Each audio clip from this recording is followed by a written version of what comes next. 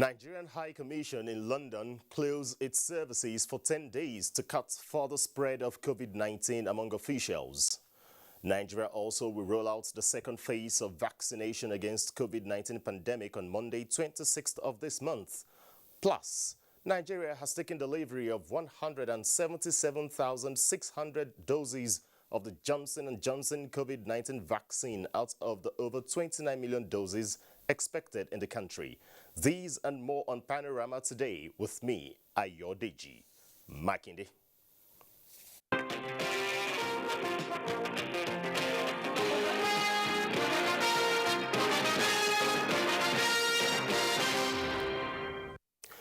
Nigeria is set to roll out the second phase of vaccination against COVID-19 pandemic on Monday, 26th of this month, in the midst of increase in cases of Delta variant of the pandemic, which the Minister of Health says has not reached up to the level of consideration for a lockdown. State House correspondent Jide Onifade reports.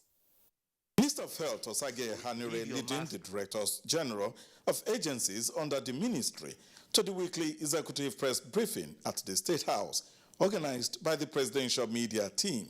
They all take turn to brief the press on the role of their agencies in response to the coronavirus pandemic in the country and the outbreak of the Delta variant, which cases of infection are on the increase day after day. They also speak on the second phase of the vaccination scheduled to begin next week. We have to use stringent review of the approved vaccines. Once we approve them, that doesn't mean we're going to just take them when they come. They come with information. We take samples at the airport, cold room, and we analyze in our lab. Because we want to be sure that what we read in the dossier actually matches what we are testing. Also expecting the AstraZeneca vaccine. Our plan is that for those who have gotten the first dose of the AstraZeneca vaccine during the first phase, there will be doses available to take their second shots in the next few weeks. Please make sure that you take the AstraZeneca vaccine if that is what you took for the first dose. If you took first dose as AstraZeneca, please take the second dose as AstraZeneca. And if you're going to take Moderna as your first dose, also take it as your second dose. Do not be concerned that you may not get the second dose of the AstraZeneca. Please do not mix and match the vaccines. In the past few weeks, the number of infections have been on the increase on daily basis. In terms of individuals, it's not news to any of us that many of us have dropped those critical measures that we need to carry out. We see events happening all over the country. We see very few people wearing masks. The consequences will be obvious, unfortunately, unless we go back to some of these restrictions. So it's a moral question. I'm telling the young people that this is not a time when everybody else is rising to defend their country. You say you are going on strike. Whatever it is, the reason, some of them just, some of them don't look so just, some of them easily can be solved, others are not easily solved. It's not a time to say we are going on strike. We are with you. We are also your professional colleagues. We've been through residency. We know where you stand.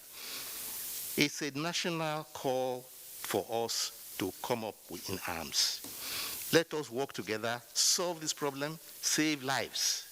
80% of the infections are of the Delta variant, and the ministry says Nigerians must observe the regulations as signed by President Muhammadu Buhari, a measure against the spread of COVID-19 pandemic.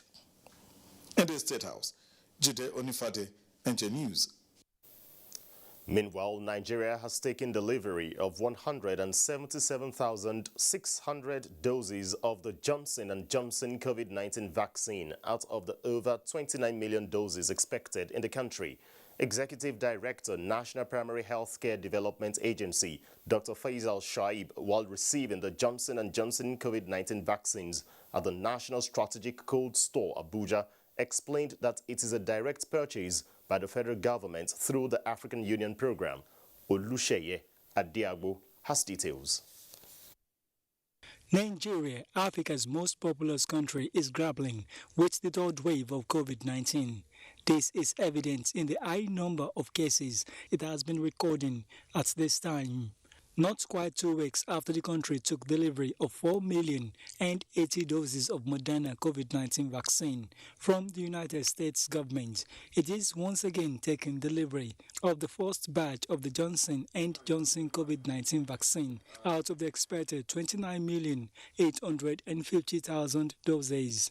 This is to allow the country ramp up its vaccination program as efforts to mitigate the third wave of the pandemic intensify. In view of the Johnson & Johnson being a single-dose vaccine, the National Primary Healthcare Development Agency boss, Dr. Faisal Shoaib, says getting the vaccine to the people of the rural communities is central in its administration plans. This is because these are the people who may find it difficult to leave their homes to the health facility for the second dose after taking a first one. The target is to deliver almost 50 million vaccine before the end of December 2021. Partners in the management of COVID-19 in Nigeria say since equitable access to safe and effective vaccines is critical to ending the coronavirus pandemic, people must avail themselves of the provision to get vaccinated. These vaccines are safe and effective and will be the game changer. Religious leader, a traditional leader or a governor is to encourage all your people to take the vaccines as quickly and as timely as is possible. Nigeria awaits the arrival of more doses of the Oxford AstraZeneca vaccine, Moderna, as well as the Johnson & Johnson as time goes on. In Abuja, Oluseyi Adiagbo, NTA News. The Nigerian Center for Disease Control, NCDC, has announced 753 new cases of COVID-19 in the country within the last 24 hours. The breakdown of the new cases from the 14 states indicates that Lagos State tops the daily statistics with 364 new cases. Akwa Ibom recorded 141, Oyo 74, Rivers 46, Abia 38, Ogun 24, Kwara 20, Imo 19, FCT 12, Ekiti 10, Delta 9, Edo 6, Plateau 5, and Bayelsa 1. With this development, Nigeria has 180,661 total confirmed cases of COVID-19, out of which 166,560 patients were treated and discharged, while the death toll is now 2,200. The Nigerian High Commission in London has closed its services for 10 days to cut further spread of COVID-19 among officials working at the embassy.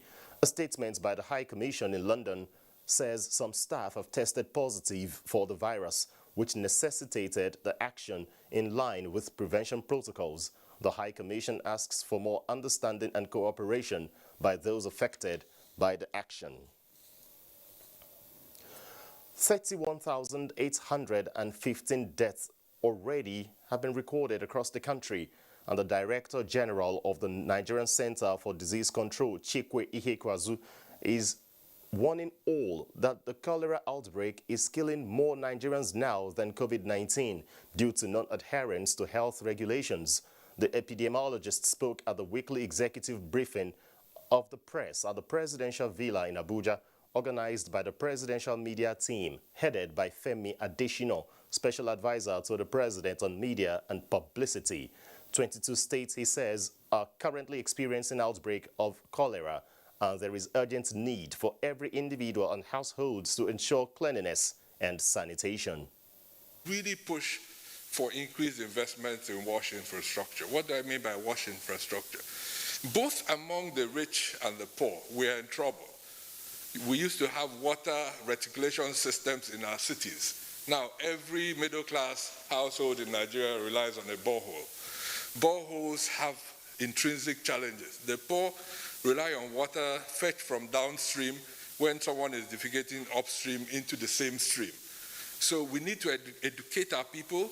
We need to encourage our state governments to invest in water distribution and really raise this with your support up the agenda in the press, in the media, among our politicians as we go into the next election cycle in Nigeria. So really, cholera is a massive problem. We have outbreaks in 22 of the 36+1 states in Nigeria have ongoing outbreaks right now.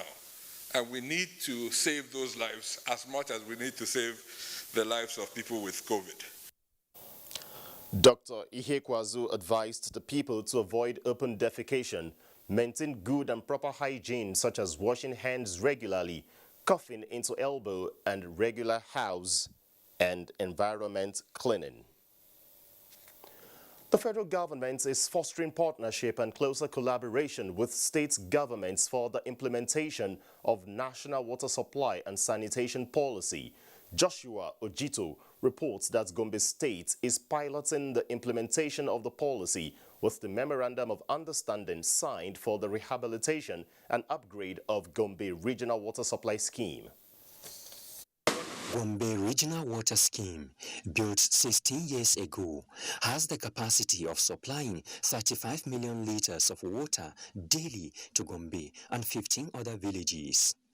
With the growth in the population, the water scheme became inadequate, and the need to expand and upgrade the facility becomes imperative to the government of Gombe State.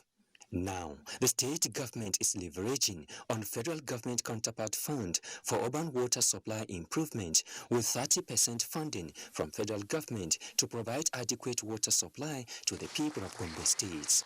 We seize the opportunity to get the support of the Federal Ministry of Water Resources to see how we can jointly, improve and add more network and supply potable and hygienically treated water to the people. In addition to that, we recently got a World Bank approval of $700 million under the Soil Wash Progress Sustainable Urban Rural Water Supply, Sanitation and Hygiene Program, which is also going to involve quite a number of states. There are 7 Tier 1 states that are going to get a financing of $50 to $60 million for their urban water supply schemes. With the Memorandum of Understanding signed between the Federal Ministry of Water Resources and Gombe State Government, the people of the state are hopeful that it will translate to improved water supply for the city center and environs. In Abuja, Joshua Ojito, NTA News. Now let's talk some security matters. The National Assembly has approved extra budgetary funding for modernized equipment to enhance the firepower of the armed forces of Nigeria. This was contained in a message by the Senate President Ahmed Lawan to participants of the National Defense College, Course 29 in Abuja.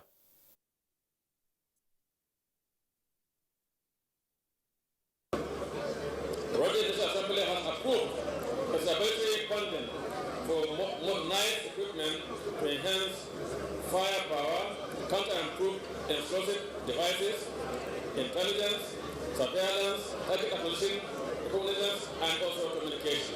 Some major advances at the National Defense College in the past year. This includes the upgrade of the Center for Strategic Research and Studies. The college also upgraded the equipment at its medical center to cope with growing demands. The event is part of activities marking the graduation of the participants. In another development, 156 criminals have been eliminated by troops in different operations within 2 weeks. Defense correspondent Ismail Musa reports that this was disclosed at the periodic briefing of the Defense Media Operations in Abuja. The operations led to the neutralization of 27 Boko Haram and ISWAP fighters, arrest of 51 Boko Haram and Islamic State of West African Province terrorists. It is another Thursday. The coordinator of Defense Media Operations is here with compilation of achievements of the gallant officers and soldiers on the field between 29 July and 12 August 2021. The intensity of joint armed forces operations in different locations compelled some terrorists to surrender. No fewer than 1,000 terrorists and their families, comprising adult females, children, surrendered to own troops at different locations in the northeast. Notable among them are the notorious Boko Haram terrorist bomb expert named Musa Adamu, aka Mala Musa Abuja, and his deputy. Several airstrikes by the air component of Operation Hadarin Daji and its ground troops successfully smoked bandits from their hideouts in parts of Zamfara and Katsina states. The airstrikes resulted in destruction of bandit structures, neutralized no fewer than 123 bandits, and also the destruction of their logistic facilities, and particularly one of their leaders, Halilu Tubali. At the waterfronts, troops of Operation Delta Safe conducted several anti-illegal oil operations in the south-south, leading to the activation of illegal refining sites and recovery of arms. From the defense headquarters in Abuja, Ismail Musa, NTA News. The National Drug Law Enforcement Agency, NDLEA, says it has apprehended a local and illegal gun manufacturer with 3 bandits with AK-47 rifles in its routine stop-and-search operations in different parts of the country in the past week. Chairman of the agency, Muhammad Buba Marwa, told newsmen that the NDLEA is handing over the suspects to the appropriate authorities for further investigation. Nigeria's fight against illicit drug trafficking seems to be enjoying increased momentum, and with it more inroads into the labyrinth of crime and criminality. While the lenses have been trained on drug busts in different parts of the country in the past week, the dragnet has uncovered a disturbing competence that may not be far from the center of the nation's unending battle to put insecurity under control. And a fabricated high-caliber G3 rifle was discovered with 78 rounds of live ammunition of 7.62 caliber and 5 empty shells. Definitely, this may not be the only manufactured weapon. We just chanced on this one. The suspect confidently explains his dexterity in manufacturing high-caliber machine guns, giving some pointers to perhaps what might be an unconsidered value chain in the shadows of outlawry and insecurity. I manufactured it in London, not. Since when have you been manufacturing? It's not that. I have the talent right from my childhood. 3 bandits armed with AK-47 rifles on their way from Igabi local government of Kaduna State to Kankara local government in Katsina State for another devilish mission were intercepted. Locally made small arms and light weapons and their distribution across the country remain a sore point of the nation's quest to solve its security challenges. In Abuja, Fisayo Gunfuyi, NTA News. You're watching Panorama on the network service of the NTA. We'll take a short break. Do stay with us. The vaccine offers hope for a safe country free of coronavirus. I urge all state governments, traditional and religious leaders to take the lead in the mobilization effort within their environment and spheres of influence. I similarly urge all eligible Nigerians to present themselves and be vaccinated in accordance with the order of priority already mapped out at the various authorized designated centers only.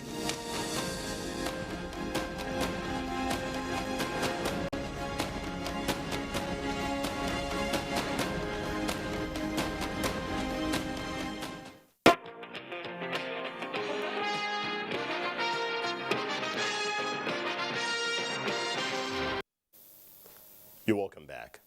Now, what should be the role of Nigerian youth in building a country of their dreams?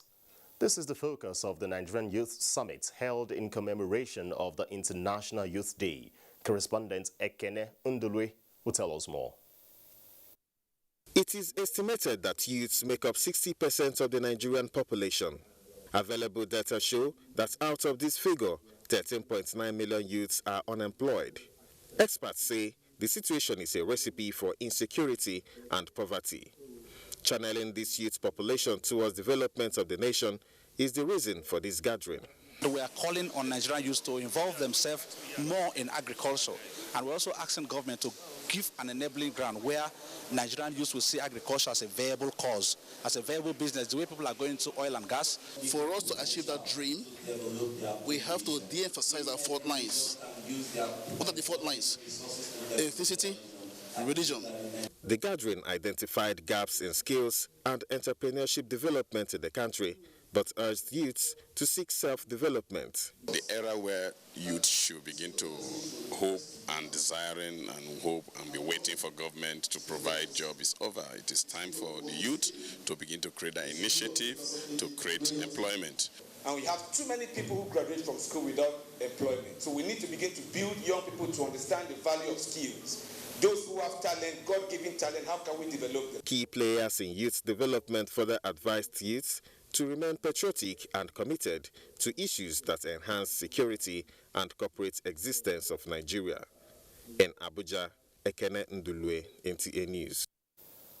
The Minister of Humanitarian Affairs, Disaster Management and Social Development, Sadiya Umar Farouk, has launched a project tagged Providing Immediate Socio-Economic Relief to Vulnerable Migrant Returnees Impacted by COVID-19 in northern Nigeria.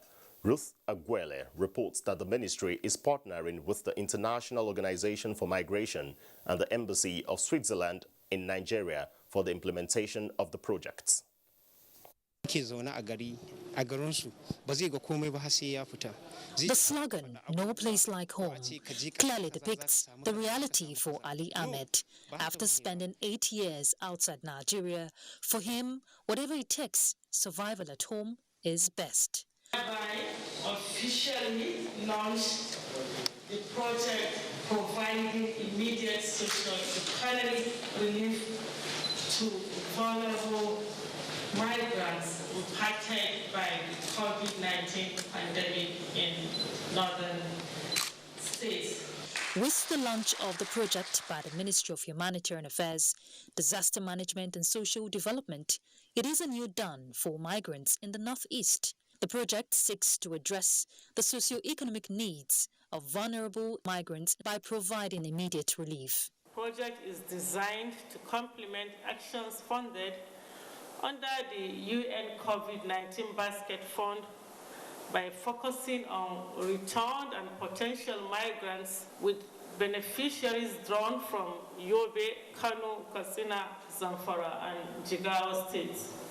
The project has been designed to align with the federal government of Nigeria's priorities and will ensure the needs of women, men are considered throughout the project. This particular project is another proof of the well-functioning migration partnership and the importance Switzerland attaches to Nigeria. The project is expected to run for 9 months. The International Organization for Migration is to facilitate its implementation and to be funded by the Swiss government to ensure the sustainability of the program and make life better for migrants. In Abuja, Ruth Aguele, NTA News. And it's time for an update in the world of sports, and Clement Oloruntoba is our guide. World Football Governing Body FIFA has released the latest ranking, and it was a slide for Nigeria Super Eagles as a drop in position. The newest ranking indicates that Nigeria dropped 7 places to 34th position in the world and 5th in Africa. Nigeria's senior men's side garnered 1,480 points as against 1,487 it recorded in the previous ranking. Senegal remained the number 1 team in the continent and were ranked 21st in the world. Now to basketball. The not impressive performances of the Tigers at the just concluded Tokyo 2020 Olympics seems to have had an immediate impact on the team, with victories over United States and Argentina in the build-up to the Olympic Games. The Tigers seems to have arrived to conquer other countries. The latest ranking released by FIBA on Thursday shows that the Nigerian senior men's basketball team dropped from 22nd to 24th position. The Nigerian side will have a chance to regain its prominence with forthcoming Afro-Basket competition slated for Kigali in Rwanda. And finally, Team Sokoto continued their impressive run at the National Under-12 and 15 Handball Championship, holding at Gingiya Memorial Sport Complex in the Caliphate city of Sokoto as the championship enters Day 5 Friday. In the match Day 4 fixtures played on Thursday, Sokoto defeated Katsina with an emphatic 27-8 victory in the under-15 boys categories and follow up with two other impressive victories against Kevi 27-14 and Suleja Academy 26-11. Suleja Shooters lost to Kaduna 25-18. Kano lost 13-23 to Suleja Shooters, while Kaduna faltered against Adamawa with a 30-23 defeat. Clement Oloruntoba, NTA News. And that is Panorama. Many thanks for watching. I'm Ayodeji Makinde. Please remember to connect with the NTA and stand against rape and rapists to be a star. On behalf of the entire production crew, good afternoon.